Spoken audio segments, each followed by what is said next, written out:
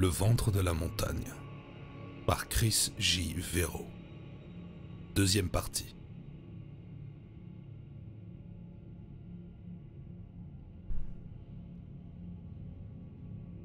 La descente se faisait de plus en plus escarpée.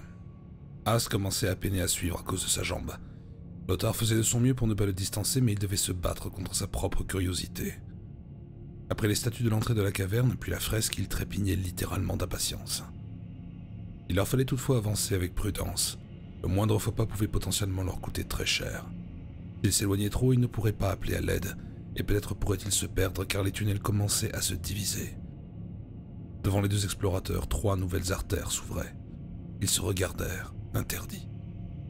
« Je m'en remets à votre jugement, monsieur l'archéologue. J'aimerais pouvoir être d'une aide quelconque. Il nous faut un repère, quelque chose pour retrouver notre chemin. Vous avez encore de la corde dans votre sac? Oui. As plongea dans son sac à dos et finit par en ressortir une lourde bobine de fil épais. Lothar s'en saisit et noua une des extrémités à une stalagmite, puis l'autre à sa ceinture. Nous n'aurons pas beaucoup de champs d'exploration, mais au moins nous ne nous perdrons pas. Sans les spots de lumière, l'exploration ne pouvait se faire qu'avec les lumières vacillantes de leurs torches. Chacun prit un chemin et ils décidèrent de ne pas aller plus loin que la corde ne leur permettait. Lothar, alors qu'il balayait le tunnel de son pinceau de lumière, fut pris d'une étrange sensation. Quelqu'un l'observait. Depuis la guerre, lorsqu'il se retrouvait dans certaines situations, il pouvait parfois ressentir les yeux des autres sur lui. Selon un ami médecin, il était en hypervigilance. Son corps réagissait comme s'il était en danger. Inconsciemment, il se ramassait sur lui-même, les muscles prêts à s'activer à la moindre attaque. Plusieurs fois, il jeta son regard par-dessus son épaule. Malgré le silence de tombeau et l'air immobile, une présence le suivait. C'était très discret, à peine un mouvement dans l'air. Sans vraiment le réaliser, il s'était saisi de son arme. Décidément, les réflexes de la vie militaire avaient la vie dure. Les questions se bousculaient dans sa tête. S'il s'agissait d'un membre de l'expédition, il n'avait aucune raison de se dissimuler. Alors qui était-ce? Lothar se souvint brusquement de ce qu'avaient dit les hommes de As. Des espions britanniques avaient apparemment réussi à retrouver leurs traces, au beau milieu des sommets les plus élevés du monde.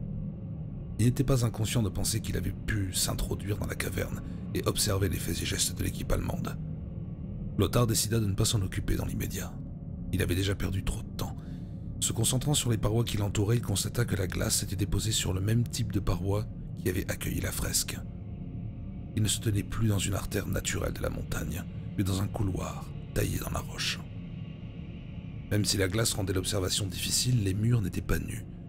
De discrets bas-reliefs semblaient orner la totalité de la paroi, représentant ce qui semblait être des paysages immenses, des sommets montagneux à perte de vue, sur lesquels étaient juchées des constructions titanesques et magnifiques. De ces structures, des routes partaient dans toutes les directions, joignant d'autres structures plus modestes. L'incroyable géométrie de ces constructions fascinait l'archéologue. Était-ce là une vision fantasmée de cette civilisation oubliée? Ou bien l'artiste avait représenté de façon factuelle l'incroyable cité? L'esprit discipliné de Lothar ne pouvait pas donner beaucoup de crédit à cette seconde hypothèse. De telles structures, même dans une partie oubliée du monde, auraient été retrouvées et étudiées. Peut-être que les dirigeants contemporains à ces bas-reliefs souhaitaient représenter leurs ambitions dans la pierre, comme quelque chose d'inaltérable. Lothar fantasma un instant de retrouver une telle cité, inconnue de l'homme, une Atlantide au sommet du monde. Quel moment d'humilité cela pourrait être en comprenant que les populations modernes avaient encore tant à apprendre. Hypnotisé par son étude, il fut brusquement tiré de sa rêverie par la corde attachée à sa ceinture. Il ne put s'empêcher de pester de frustration. Il voulait en voir plus, et fut tenté de se décrocher pour avancer davantage. Mais il savait toutefois qu'il ne devait pas s'oublier, rester raisonnable. Ces fresques n'iraient nulle part après tout. Elles avaient attendu jusqu'à maintenant, elles pourraient patienter encore un peu. À contre-cœur, il fit volte-face et partit à la recherche de son acolyte d'exploration. Si son étude l'avait fasciné, il était curieux de voir ce que As avait pu découvrir de son côté. Il le retrouva au même endroit où il l'avait quitté.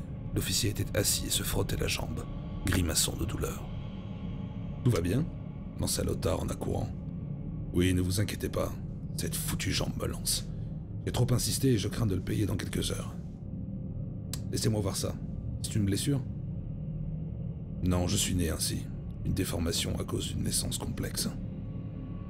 Essayez de l'étendre au maximum. Je vais vous donner un antidouleur léger. Vous masquez les symptômes, docteur, ironisa Haas. Je ne pourrai pas vous soigner, mais au moins vous pourrez marcher. Qu'avez-vous découvert? De nouvelles fresques.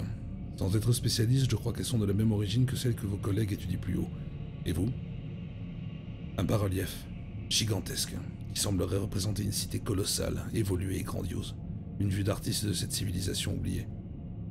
Il nous faudrait des mois pour étudier tout ce site. Peut-être même des années. J'ai l'impression que chaque retour de couloir nous réserve une nouvelle surprise. Allons retrouver nos collègues. Un peu de repos ne nous fera pas de mal.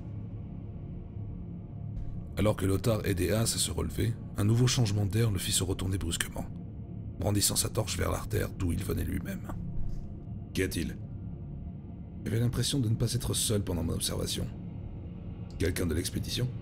Non. Il ne se dissimulerait pas dans les ombres.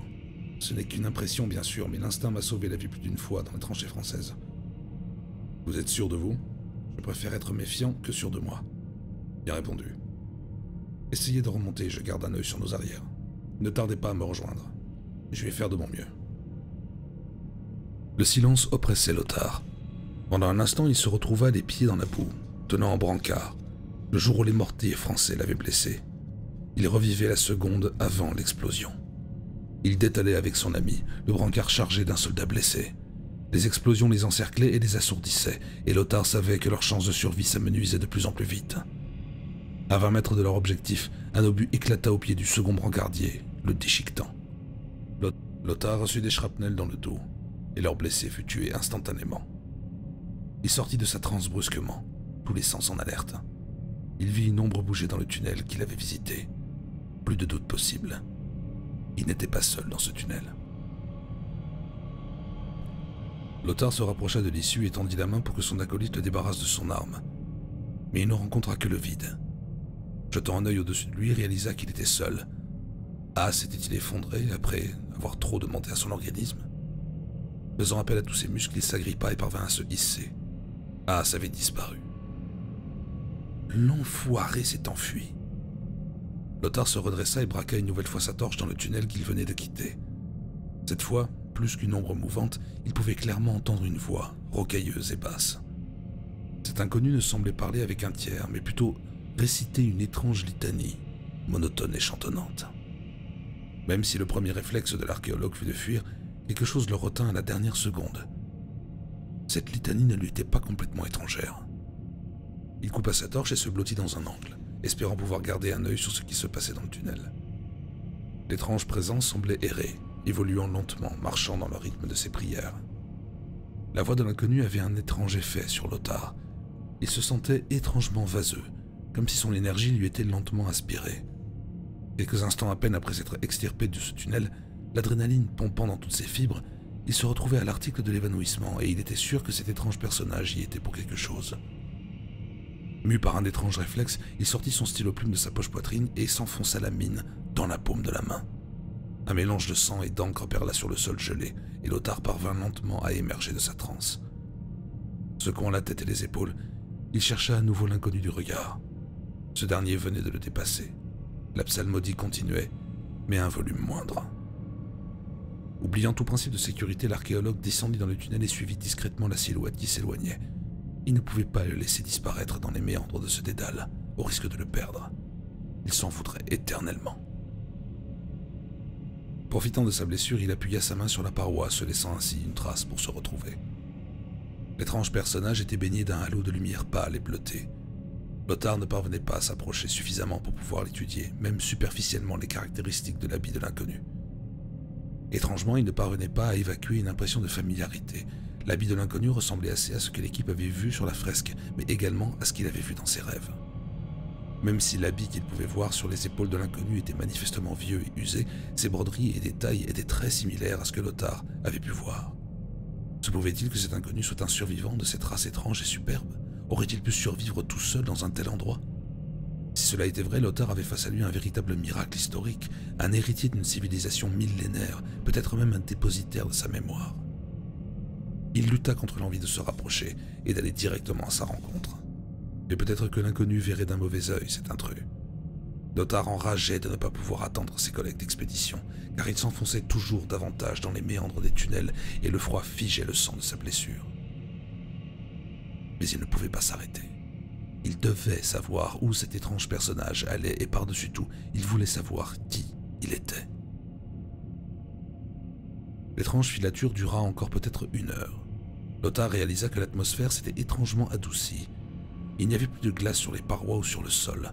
La blessure de sa main se remettait à saigner. Alors qu'il cherchait de quoi bander sa main, la voix rocailleuse de l'inconnu résonna à nouveau dans le tunnel, cette fois bien plus forte. Cela ressemblait davantage à une vocalise de ténor d'opéra. La voix descendait dans les graves de façon hallucinante. Les vibrations se répercutaient à l'infini et de plus en plus violemment contre les parois. Lothar dut même plaquer ses mains contre ses oreilles tant le son devenait douloureux. Devant l'inconnu, un pan de roche se déplaça comme poussé par une main invisible, ouvrant un nouveau passage. Une bouffée d'air tiède et humide s'engouffra alors dans le tunnel. La brusque luminosité aveugla Lothar pendant quelques secondes. D'où pouvait provenir une telle lumière si profondément dans les entrailles de la terre? Ses yeux s'habituant rapidement, Lothar eut alors le souffle coupé. Devant lui, un paysage incompréhensible s'étalait, bien loin des terres désolées et enneigées qu'il subissait depuis plusieurs semaines. Il pouvait maintenant voir de longues lignes d'arbres au feuillage dense et fourni. Aucune trace de neige ou de glace, mais plutôt le multicolore de plantes, d'arbres et de fleurs que Lothar ne connaissait pas. Complètement pris par la surprise, il réalisa que le pan de roche se refermait. Ses réflexes prirent encore une fois le dessus. Il se projeta en avant, sans même réfléchir au bruit qu'il pourrait faire, oubliant toute forme de discrétion. Il franchit de justesse l'ouverture, mais son sac resta prisonnier de la poigne minérale. Conscient qu'il se retrouvait complètement à découvert dans un endroit inconnu, il arracha sa sangle et courut se mettre à l'abri, derrière le tronc d'un arbre. Dans cette atmosphère brutalement humide et tiède, Lothar dut retirer son épais manteau. Il plongea dans son sac à la recherche de son appareil photo. Il se devait d'immortaliser ce moment, car personne ne l'aurait cru. À plusieurs milliers de mètres d'altitude, dans une caverne de l'Himalaya, il se retrouvait désormais dans un monde à l'intérieur du monde. Lothar n'avait pas devant lui une petite grotte où la verdure serait apparue brusquement. Ce qu'il voyait dépassait l'entendement et le renvoyait au rêve qu'il avait fait quelques jours auparavant. Il faisait face à une véritable avenue comparable à celle de la cité de Teotihuacan. Une allée centrale large de plusieurs dizaines de mètres, uniquement constituée de pierres. Elle était bordée de parois en marche d'escalier, elles-mêmes taillées dans la roche. En haut de tous ces escaliers, d'étranges idoles de pierre semblaient monter la garde sur ce territoire vierge. Lothar mitrailla les étranges statues, bluffé par le détail de leur réalisation. Elles auraient pu se mettre à se mouvoir à tout moment sans qu'il soit surpris. Les modèles utilisés pour les représenter semblaient plutôt évidents, ces mêmes êtres représentés sur la fresque ou la mosaïque que Lothar avait rêvé. Le sculpteur était parvenu à restituer toute leur majesté et leur sophistication. Leurs traits si particuliers ne pouvaient pas être le résultat d'un mythe fantasmé. Tout dans leur représentation criait au réalisme, car en plus de ces statues, des représentations florales et naturalistes venaient se rajouter sur les côtés des marches. Des yaks et des aigles se mêlaient aux fougères et aux arbres, tous réalisés dans le même naturalisme saisissant. Ces structures ne pouvaient être que des temples réservés à la mémoire de ces ancêtres majestueux. Mais par quels moyens est-ce que ces structures avaient pu être érigées à même la roche? Lothar avait beau chercher dans sa mémoire, aucune autre civilisation n'était parvenue à un tel niveau de maîtrise, ni les Égyptiens ni les Sumériens. C'était à croire que ces animaux étaient bel et bien pris dans la roche, enveloppés d'une fine couverture minérale. Le sommet de la caverne était lui aussi taillé dans la roche, mais il était si haut que Lothar ne pouvait pas en voir les détails. Il devait utiliser l'objectif de son appareil photo, et même celui-ci s'avérait trop faible pour une étude détaillée. D'où il était, il ne pouvait que deviner l'ouvrage qui s'inscrivait dans la lignée des motifs des parois des temples. À une centaine de mètres devant lui, Lothar retrouva son mystérieux guide. Il n'avait pas arrêté sa progression, marchant lentement vers un objectif connu de lui seul. Lothar reprit sa marche discrète à l'abri des végétations. L'avenue centrale passait sous une arche minérale donnant un accès vers une nouvelle salle. La luminosité ambiante semblait provenir de ce nouvel endroit. Lothar passa sous l'arche à la suite de l'inconnu, cette dernière tout aussi ouvragée que ce qu'il avait pu voir. Il avait échafaudé une explication possible à cette lumière intense, sans doute une percée dans les parties hautes de la structure, permettant au soleil de rayonner dans cet endroit surnaturel. À peine Lothar eut dépassé l'ouverture, qu'il chercha instinctivement en hauteur, cherchant une trouée quelconque, mais son regard fut rapidement attiré par le fond de cette nouvelle salle. À une cinquantaine de mètres de haut, une orbe circulaire et gigantesque baignait l'endroit d'une lumière douce et tiède. Un soleil à l'intérieur de la montagne. Lothar resta une fois de plus interdit face à ce spectacle. L'orbe jaune et orange iridescent rendait l'atmosphère de cette caverne aussi agréable et douce qu'un après-midi d'automne.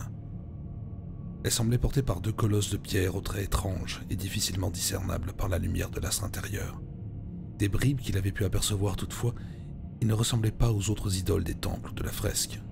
Une autre espèce, une autre race. Cette nouvelle salle rendait la précédente minuscule en comparaison. L'archéologue revoyait mentalement les discours grandiloquents du chancelier Hitler dans ces stades titanesques et remplis d'une foule en délire. Même ces stades paraissaient minuscules face à cette étendue. Depuis l'arche, de larges escaliers descendaient, toujours plus profondément dans la montagne. Sans aucun doute dans son esprit, Lothar identifia ce nouveau panorama. C'était la cité qu'il avait vue dans ses rêves.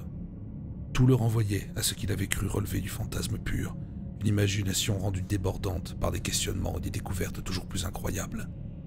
Il revoyait les allées tortueuses de ses songes, les constructions richement décorées d'une cité figée dans le temps, laissée indemne par les intempéries et le passage des siècles, puis des millénaires. Elle était tout aussi abandonnée que dans ses souvenirs nébuleux, laissés là pour d'autres générations, ou peut-être oubliée à tout jamais. Mais pourquoi laisser à l'oubli une telle merveille? Pourquoi un tel joyau devait-il sombrer dans le néant de son écrin montagneux? Quel drame ou quelle catastrophe avait pu pousser ses habitants à quitter un tel havre? Brusquement, Lothar s'arrêta, net. Un autre souvenir lui revint. L'ombre. L'être tentaculaire au long cri indescriptible, ce même être qu'il avait pourchassé dans ses ruelles. Se pouvait-il qu'il ne soit qu'un fragment de son imagination, où lui aussi était bel et bien présent, quelque part au détour des ombres? Instinctivement, Lothar se plaqua contre le premier mur qu'il trouva.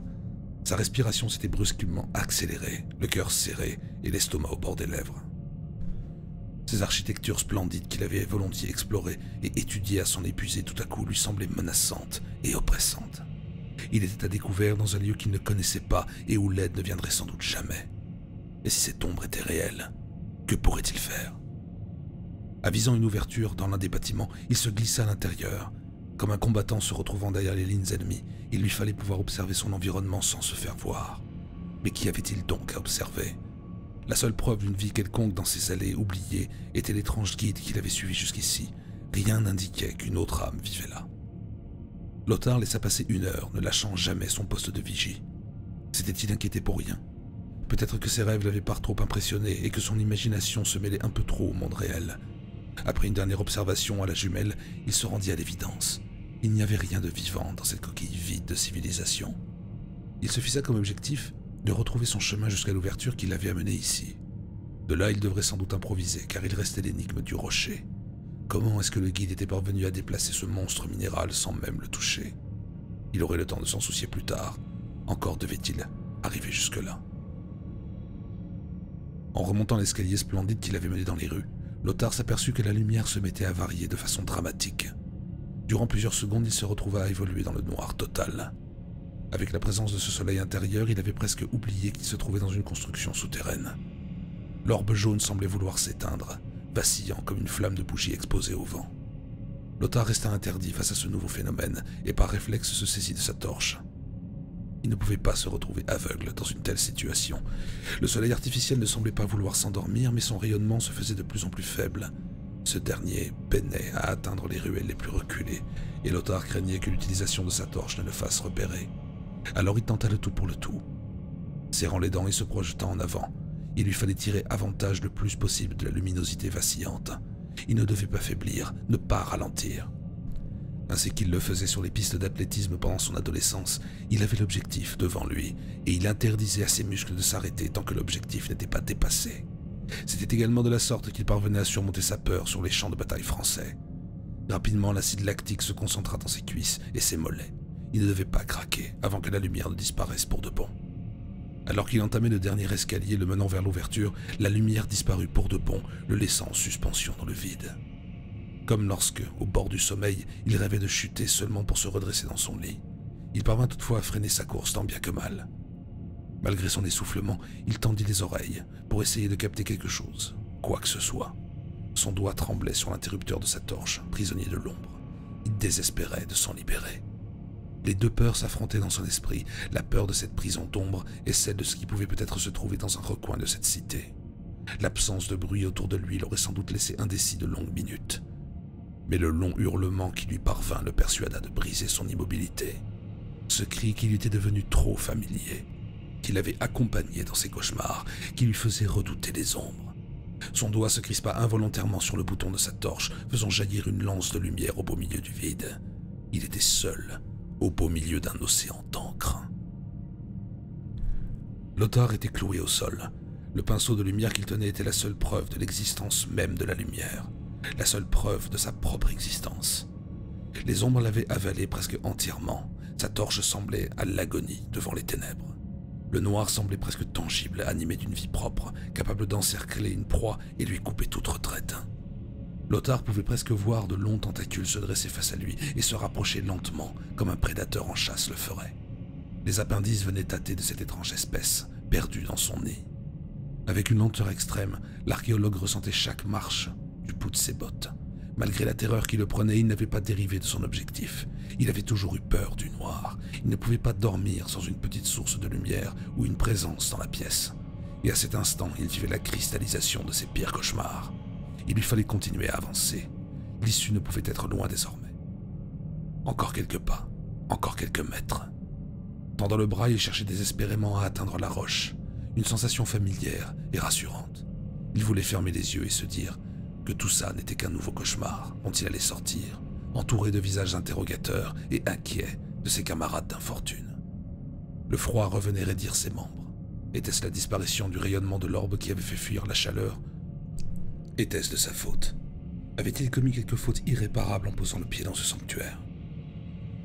Malgré sa lenteur, malgré ses précautions, Lothar finit par se prendre les pieds dans les marches et chuta lourdement. Sa main crispée sur la torche la sauva de la chute, mais sans le vouloir, il appuya sur l'interrupteur et tout disparut. Il fut avalé par l'ombre. Tout était silencieux. Pas un seul bruit ne semblait pouvoir lui parvenir, enveloppé dans le manteau des ténèbres. Le froid remontait le long de ses jambes. Il avait été rattrapé par la bête de ses cauchemars, le monstre fait d'ombre, le fantôme de la cité oubliée. Elle allait l'avaler tout entier et il sombrerait dans l'oubli. Il disparaîtrait dans un abîme inconnu, hors de portée. Étrangement, la peur qui le paralysait semblait se diluer. S'était-il fait à l'idée de disparaître ici? Il eut presque un sourire en coin en se disant qu'il deviendrait un mystère de l'histoire. Une mort inexpliquée de plus dans les livres qui brasseraient les théories les plus farfelues. Combien se perdraient dans les explications les plus tirées par les cheveux? Alors que la réalité était encore plus fantastique. Dans ce nouvel état de calme relatif, Lothar ouvrit les yeux. Autant regarder la mort en face. Le noir total dans lequel il baignait n'était plus si opaque. Une nébuleuse et faible lueur s'agitait derrière le rideau du brouillard d'encre. Elle semblait vouloir qu'il la remarque. Dans un réflexe, il tendit le bras vers cette nouvelle apparition. Cette étrange luciole qui l'invitait à sortir de son voile. Porté par une force invisible, il fut extirpé de cet étrange gang et porté vers la lueur qui l'appelait. Il n'était plus dans la cité perdue. Il n'était plus dans les régions enneigées du Tibet. De ce qu'il voyait et comprenait, il n'était même plus sur sa propre planète. Il filait dans le vide spatial, croisant le chemin des étoiles et des comètes.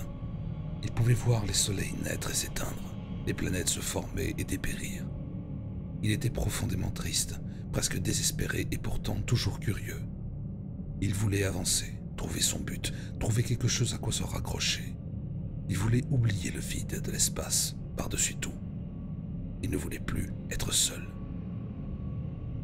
Et ainsi, au cours de ses pérégrinations cosmiques, alors que des milliers de systèmes solaires avaient eu le temps d'apparaître et de disparaître, il croisa le chemin d'une étrange sphère bleue. Et celle-ci titilla sa curiosité. Non pas qu'il s'agisse de la première qu'il ait vue, mais peut-être celle-là en particulier lui apparaissait au moment opportun. Alors il voyagea vers elle. Elle semblait jeune, très jeune, et pourtant déjà très belle. Ne se posant pas davantage de questions, il plongea en son centre, dans cet amas de terre qui n'était pas noyé sous l'eau. Il s'installa sous des kilomètres de terre et de roches. Il y faisait bon, et de là, il serait le spectateur du théâtre de l'évolution de la vie, comme un enfant amusé observe la faune autour de lui. Et quelle merveille avait-il pu observer? D'étranges petites créatures qui étaient sorties des grandes étendues d'eau pour s'aventurer sur cette terre vierge aux grands sauriens monstrueux et simples qui parcouraient la terre et qui s'étaient déjà divisés plusieurs fois. Mais aussi, il avait pu observer une étrange apparition, une autre espèce qui ne ressemblait à rien d'autre. Des créatures qui marchaient sur deux pattes et qui semblaient se poser beaucoup de questions. Ils étaient d'une agilité et d'une sagacité impressionnantes. Ils parvenaient à contourner leurs faiblesses et leurs lacunes en créant.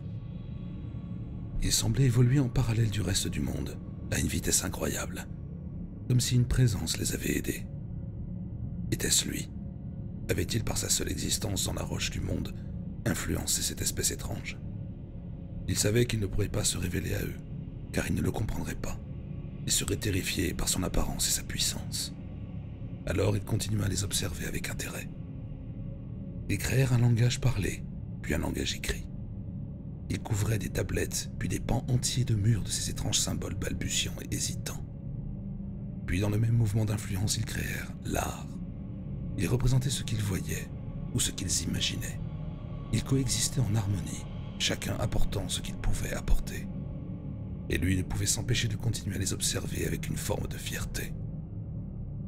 Ces sentiments étaient assez nouveaux pour lui. Lui qui parcourait les étoiles depuis leur création, ignorant tout de ses origines, ne savait pas ce que cela pouvait faire de créer, de voir grandir. Il savait qu'il n'était pas la cause de toute la vie sur ce globe bleu, mais il avait fait comme eux, il avait apporté sa pierre à cet édifice sublime. Ces êtres à la peau sombre et veinés de bleu exploraient le monde autour d'eux, toujours poussés par leur inextinguible curiosité. Toutefois, alors que le monde changeait autour d'eux et que les grands sauriens disparaissaient, que le monde se couvrait d'une épaisse poussière noire, ils se réfugièrent dans le ventre de la montagne. Ils creusèrent, explorèrent les profondeurs de ce monde, ainsi que ses sommets. Leur présence et leur art venaient couvrir les artères minérales de la montagne, et peu à peu ils semblèrent considérer que cet endroit pouvait tout à fait convenir, au moins autant que le monde extérieur devenu hostile. Bien plus tard, alors que des générations entières avaient vécu et disparu, ils retrouvèrent enfin le chemin vers l'extérieur. Ils avaient peaufiné leur art et leur science. Ils pouvaient guérir des maladies, étudier leur existence. Ils ressortaient de leur montagne encore plus sages. Mais cette fois, alors qu'ils retrouvaient le monde, ils réalisèrent que d'autres formes de vie plutôt semblables à la leur avaient commencé à se répandre. Eux aussi sortaient des cavernes pour construire. Ils se concentraient dans de vastes zones arables, faisaient sortir leur nourriture de terre et levant des bêtes par milliers. Mais contrairement à ceux des montagnes, ils semblaient ne pas pouvoir se satisfaire de leur territoire. Alors ils continuaient de pousser leur exploration et parfois usaient de la force pour s'approprier ce qu'ils trouvaient. Ces exactions laissaient leurs observateurs perplexes. Pourquoi ce recours à la violence?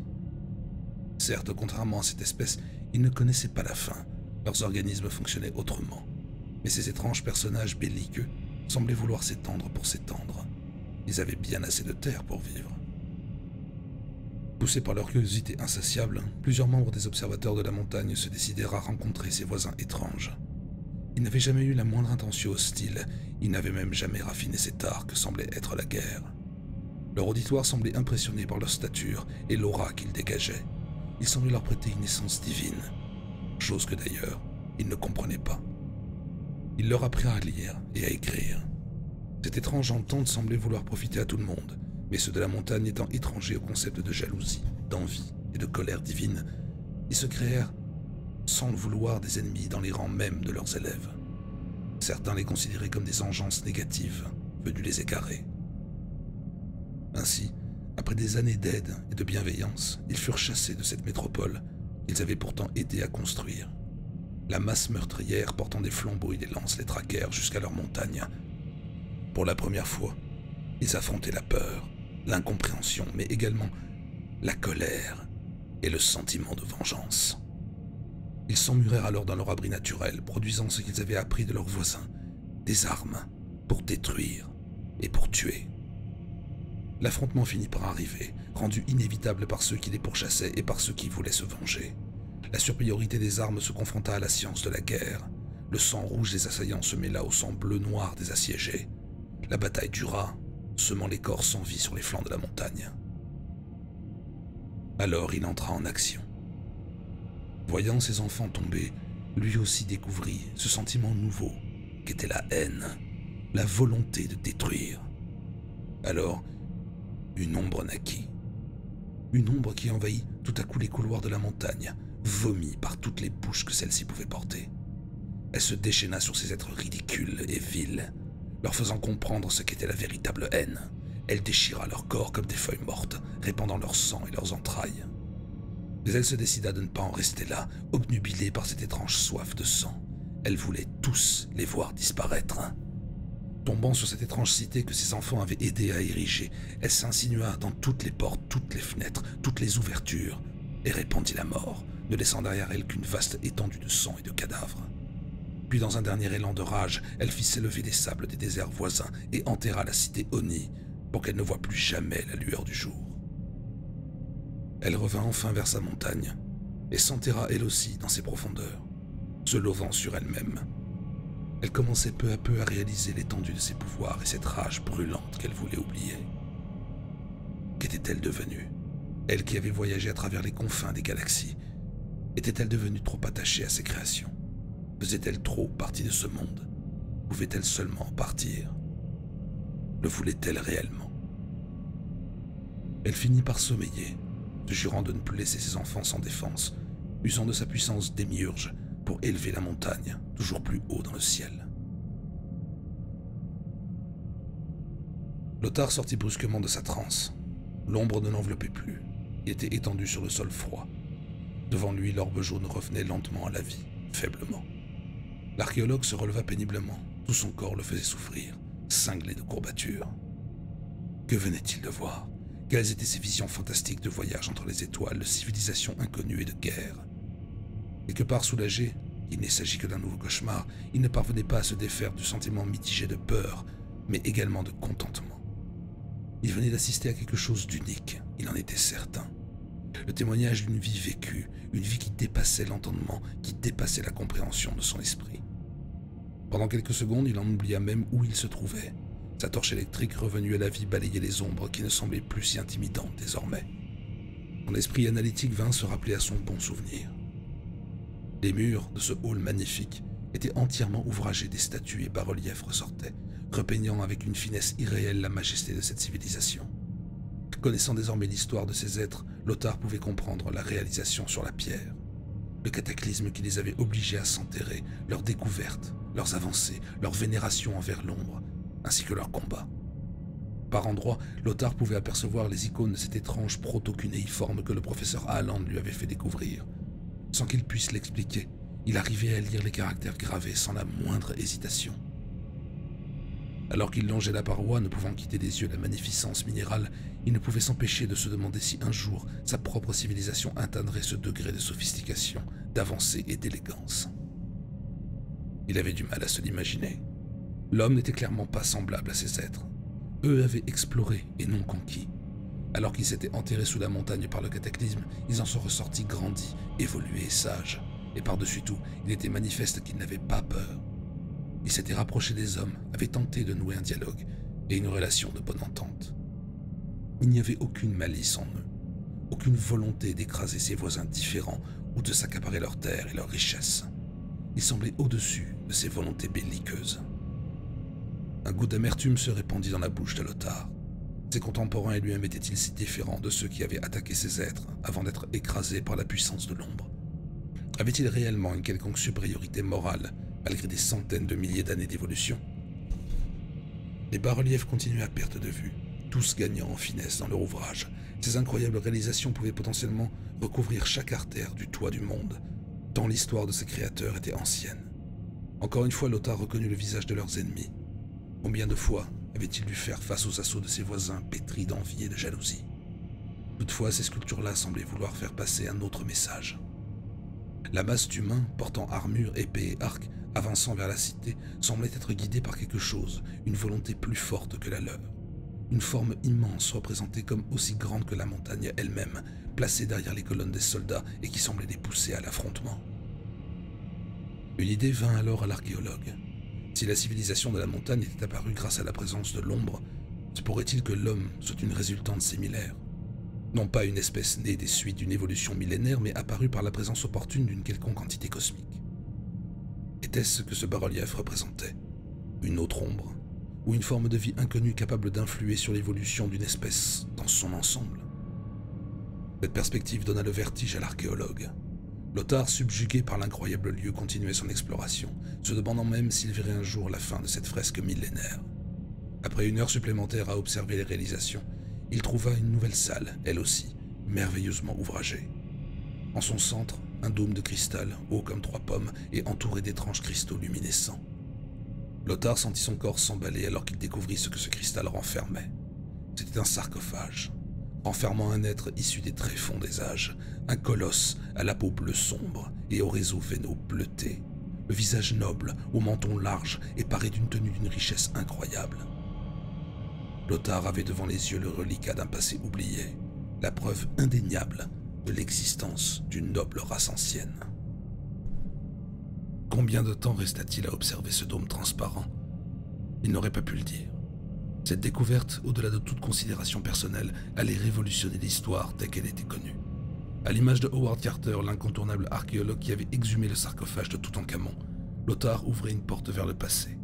La preuve tangible que l'histoire recelait encore bien des trésors, capables de rediriger vers l'humanité vers de nouvelles voies.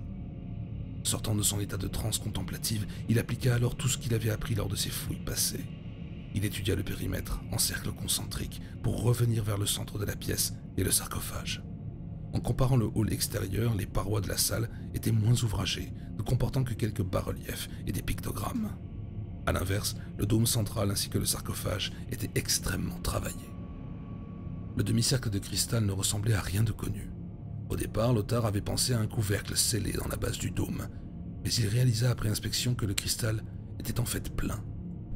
Par un processus inconnu, le sarcophage avait été coulé dans cette gangue demi-sphérique, la rendant non seulement très lourde, mais également d'une résistance incroyable. La dépouille était à jamais préservée de la corruption du temps. Dans un type de rituel similaire aux Égyptiens antiques, le colosse avait été préservé et habillé de son plus bel habit pour son passage dans notre monde. Malgré l'épaisseur du dôme et sa concavité, Lothar pouvait observer précisément les détails du sarcophage intérieur, ainsi que le corps qui y reposait. L'encadrement dans lequel il gisait ressemblait au style des sculptures qu'il avait déjà vues dans le hall, qu'il avait amené jusqu'ici.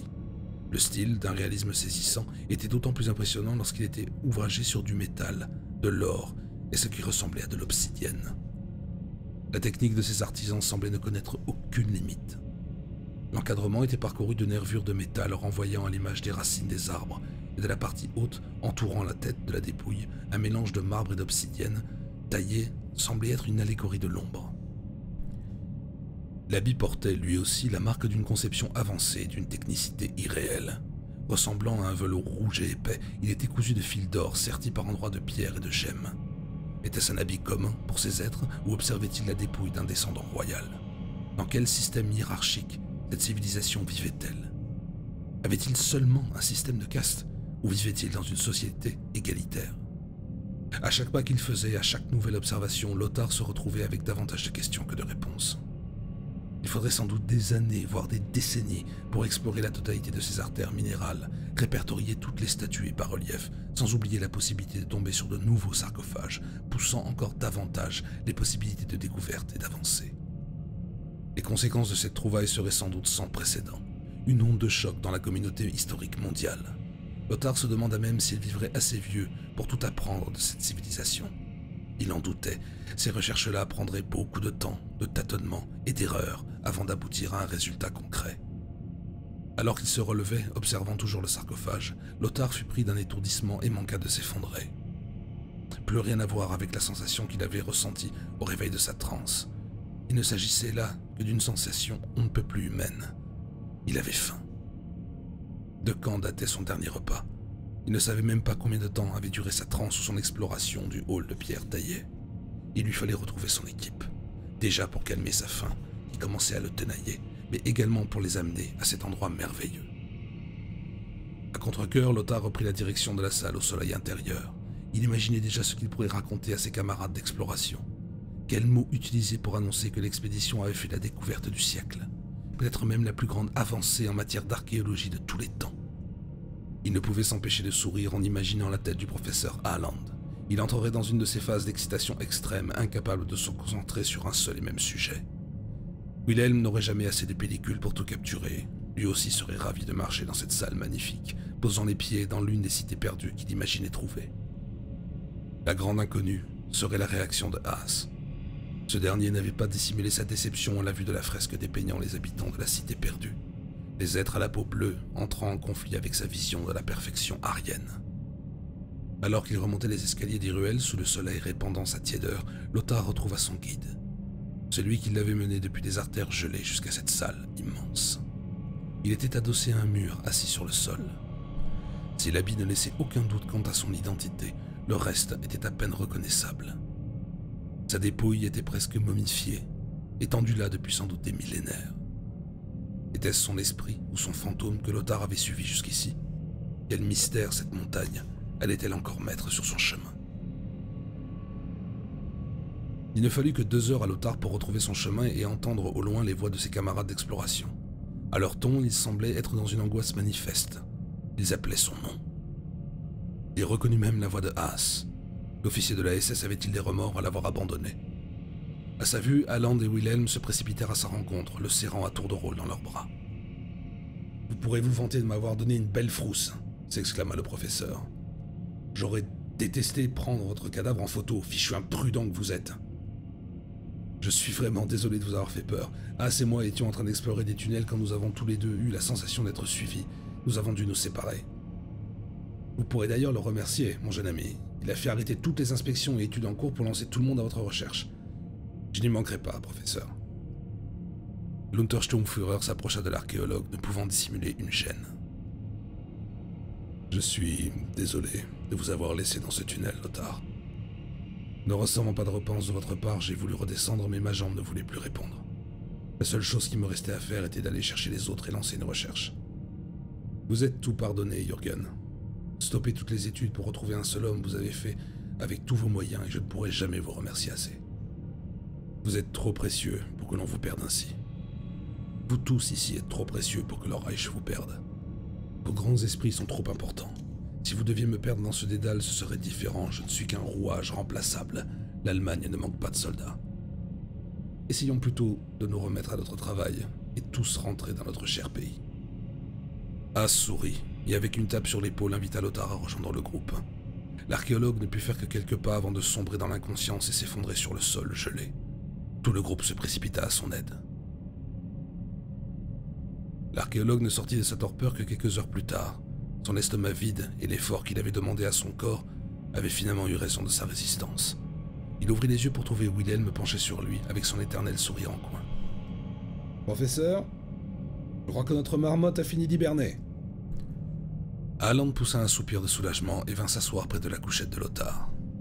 « Eh bien, 2 frayeurs en une journée, vous prenez votre rôle de farceur très au sérieux. Je crois que j'ai trop tiré sur la corde, » dit faiblement l'archéologue. Il semblerait en effet. Tenez, commencez par boire ceci, c'est une soupe bien chaude. Préparée avec amour par le professeur en personne, glissa Wilhelm. Lothar se redressa lentement. Étrangement, son corps ne semblait pas particulièrement endolori ou courbaturé. Pourtant, après certaines randonnées dans les montagnes allemandes, bien moins difficiles que ce qu'il venait de vivre, son corps lui faisait regretter jusqu'à l'idée d'avoir marché aussi longtemps. Or, il se sentait étrangement bien.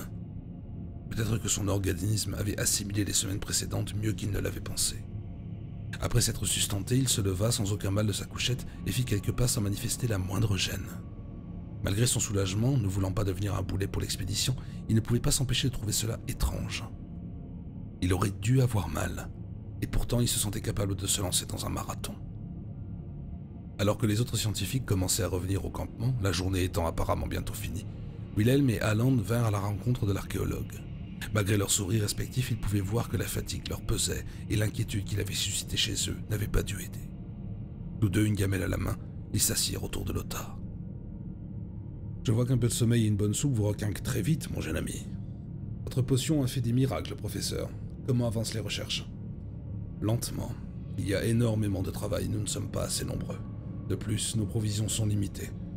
L'expédition devra s'arrêter assez rapidement.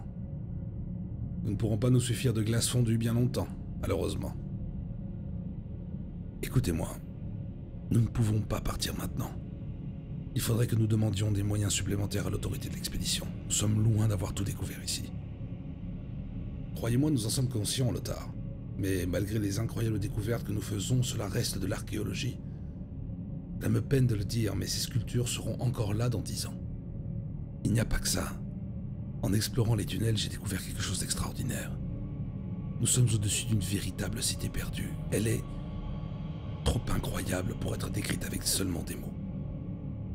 Je ne vous suis pas. Il y a davantage de sculptures? Non, je parle d'une vraie cité. La preuve absolue qu'une civilisation a vécu dans le ventre de la montagne. Et au-delà d'y avoir vécu, il nous était supérieur en tout point. Un tunnel haut comme 2 fois la porte de Brandebourg et long de plusieurs kilomètres, avec des arches intérieures entièrement sculptées de motifs incroyables. Vous n'avez pas pris un coup sur la tête en plus de la fatigue? Je vous assure que je n'affabule pas. Elle se trouve sous nos pieds, et je sais comment nous y rendre. Lothar parlait avec une telle détermination que ses 2 interlocuteurs le prirent au sérieux. Ce que vous décrivez, mon ami, n'est ni plus ni moins qu'une Atlantide des montagnes. Vous en êtes bien conscient.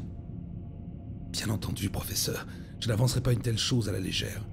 Malgré avoir disparu pendant plusieurs heures, je n'étais pas en hypothermie, tout simplement parce que cet endroit semble vivre avec un soleil intérieur. Je demande à voir.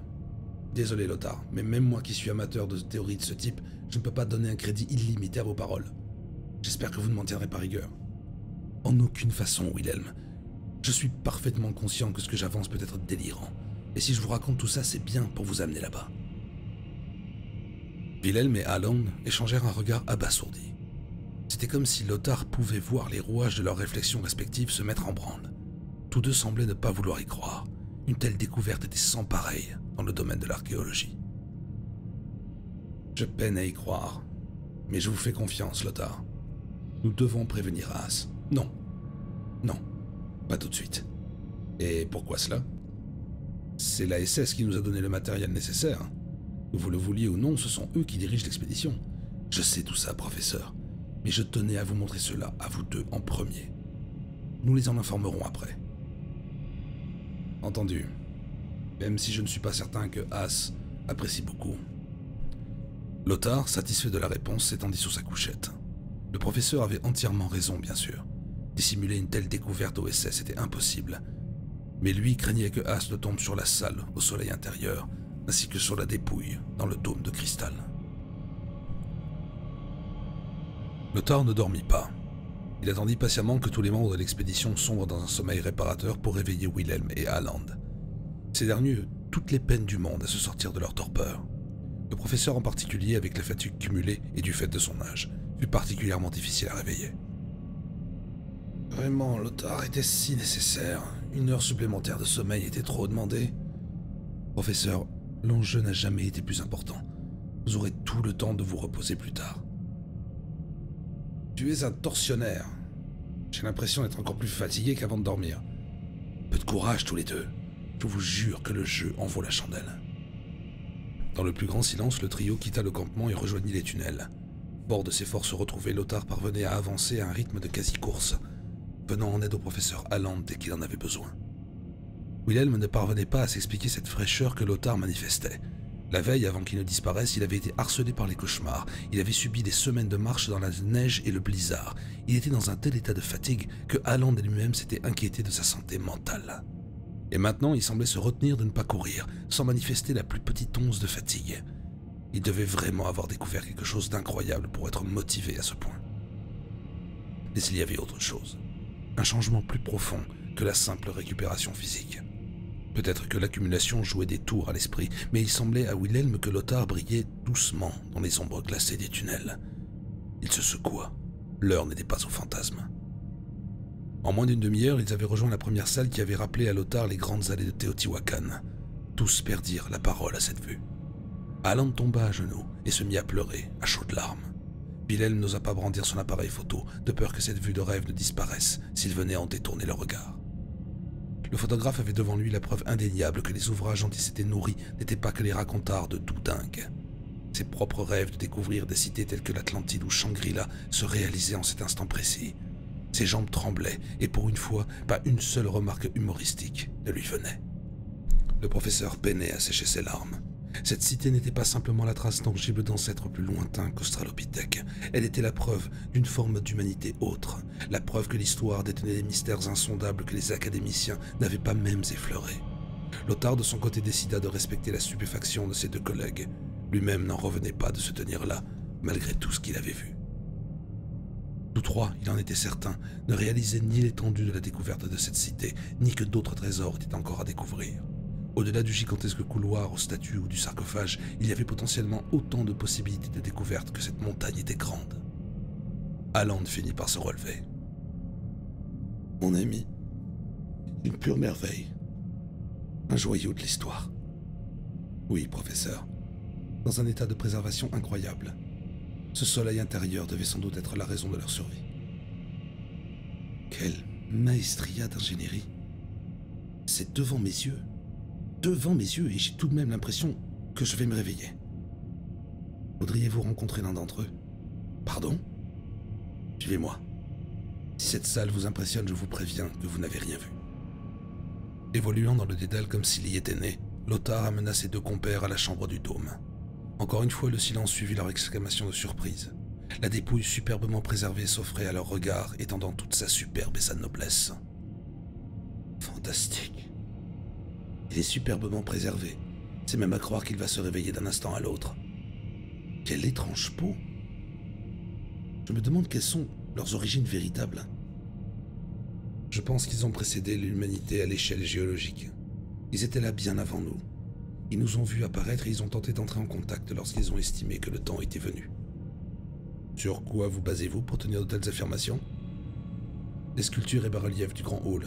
Bien évidemment, ce n'est qu'une interprétation de ma part. Lothar n'alla pas plus loin dans ses confidences. Il ne pouvait pas parler de la vision qu'il avait eue sans passer pour un dément. Wilhelm changea sa pellicule et se dirigea vers le grand hall. Il fallait effectivement tous les clichés possibles de ces merveilles d'architecture. Alors que Aland ne semblait plus pouvoir quitter des yeux la merveille dans le cristal, Lothar se décida à lancer un peu plus loin dans l'exploration du hall.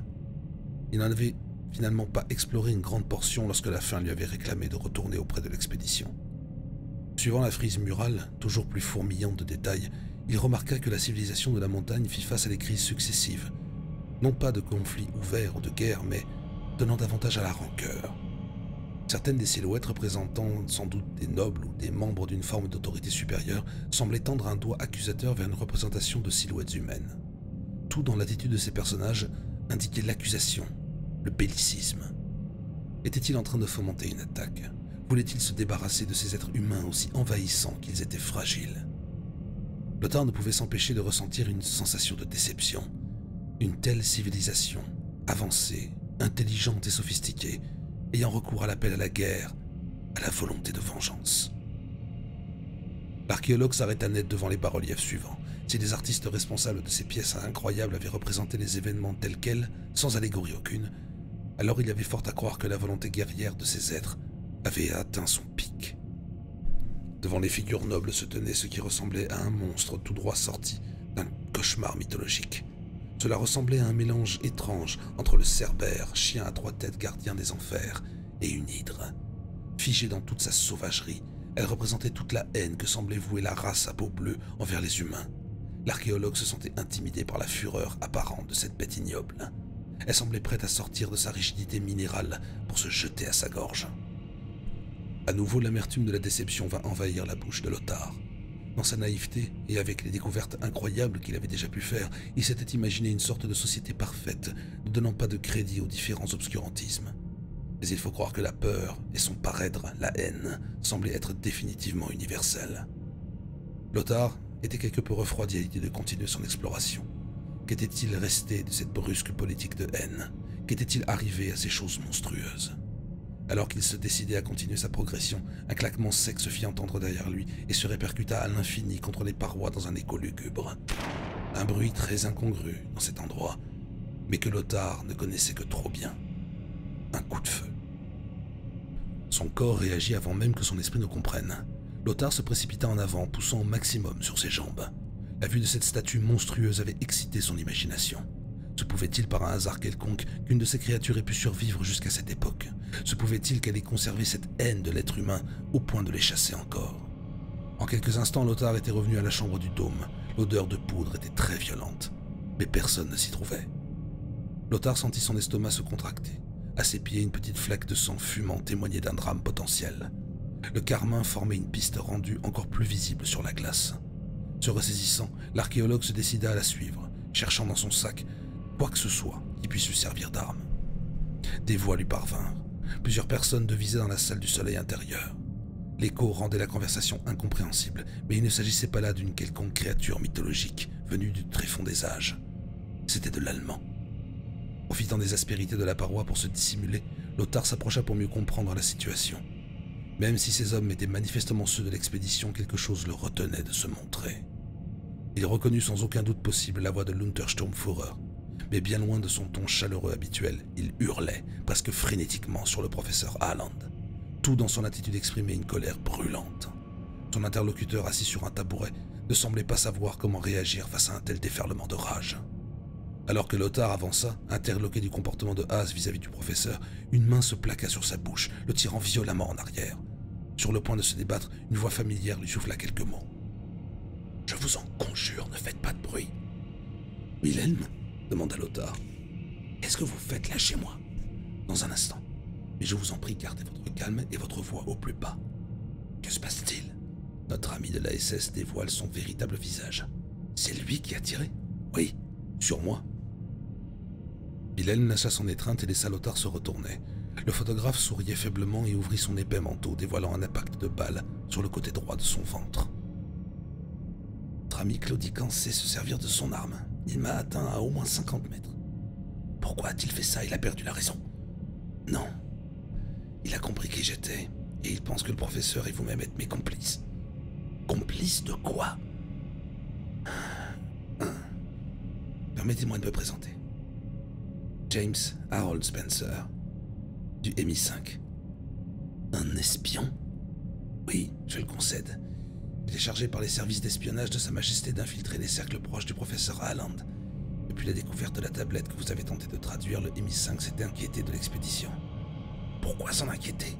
Qu'est-ce que les Britanniques avaient à craindre? Nous savons que votre Führer a des velléités de conflit avec le reste de ses voisins. Hitler est considéré comme un danger imminent, et mes supérieurs ont longtemps gardé un œil sur Heinrich Himmler et les agissements de l'Annenherbe. Ces fanatiques de la SS sont un sujet majeur de discussion de mon côté de la Manche. C'est vous qui teniez au courant les Britanniques?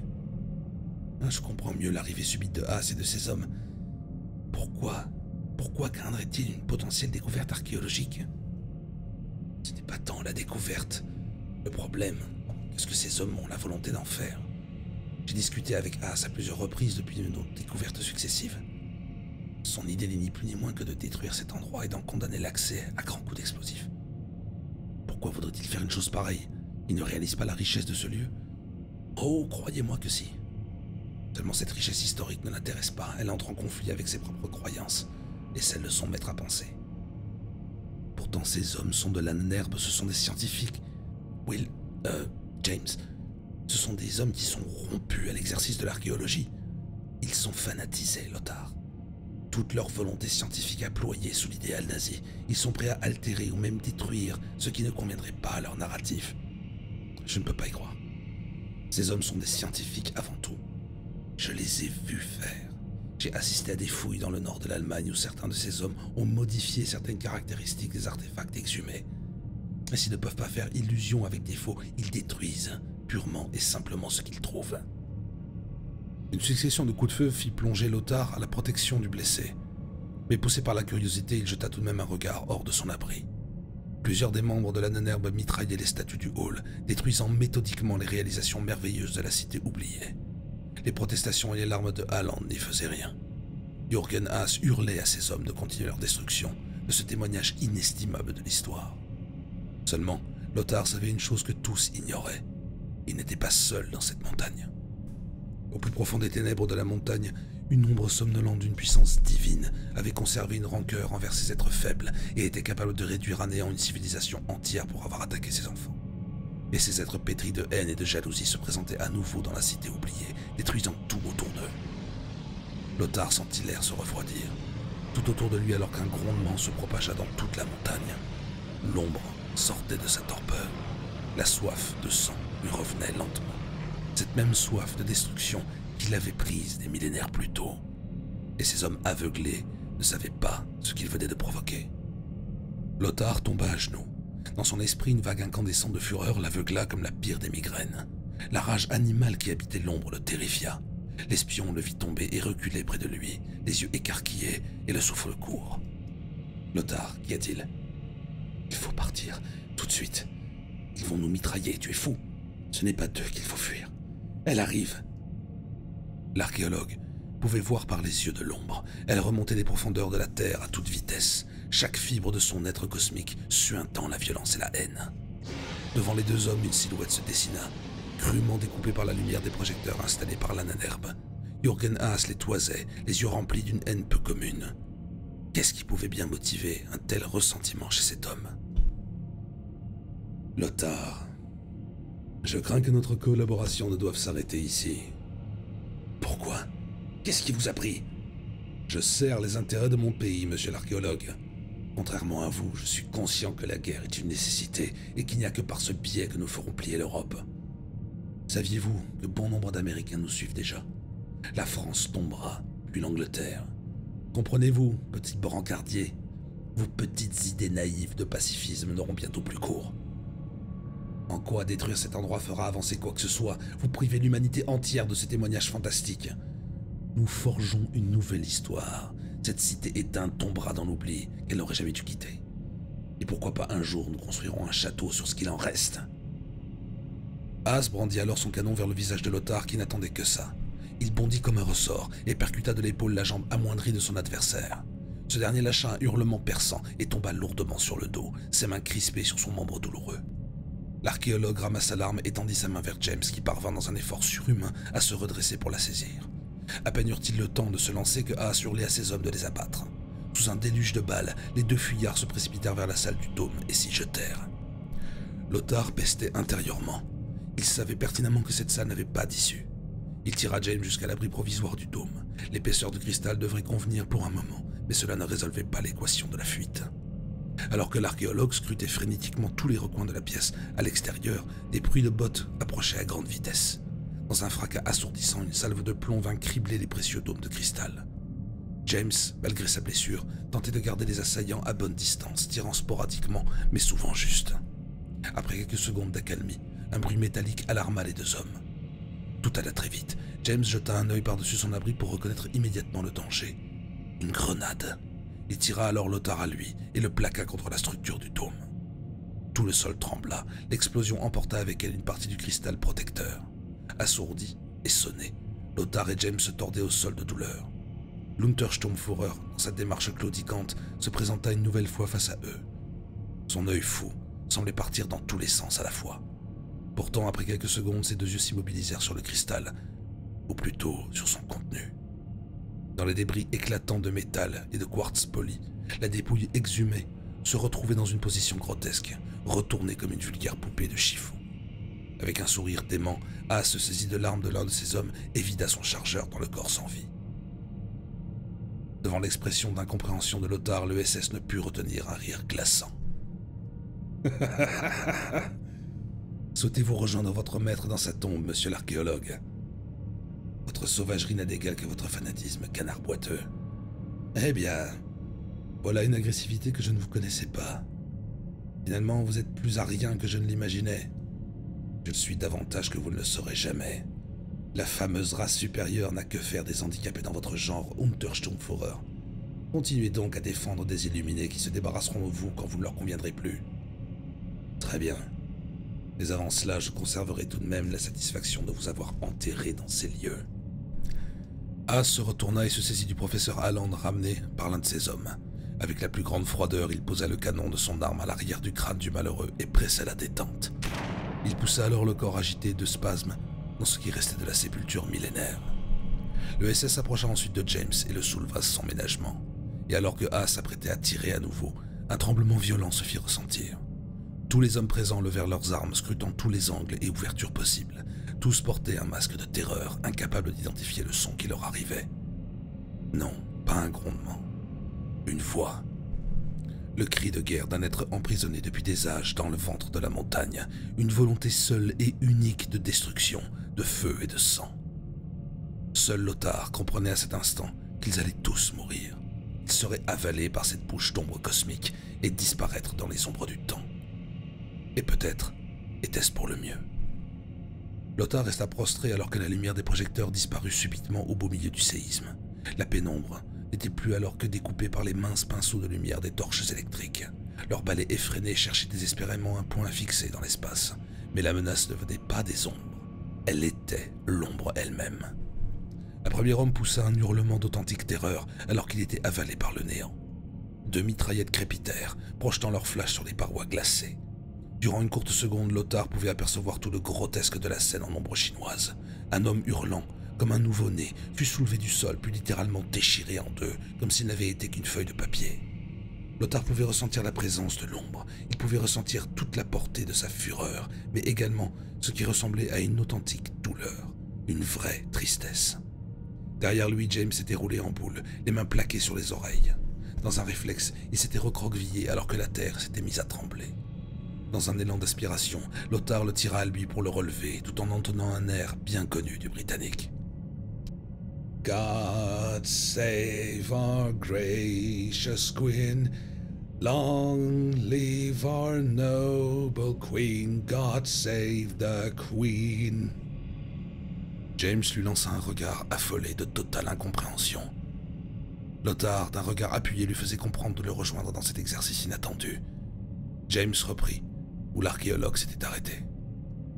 « Send her victorious, happy and glorious. » Lothar dirigeait cette danse étrange, soutenant James et le dirigeant vers la sortie alors que l'ombre disséminait le chaos et la mort.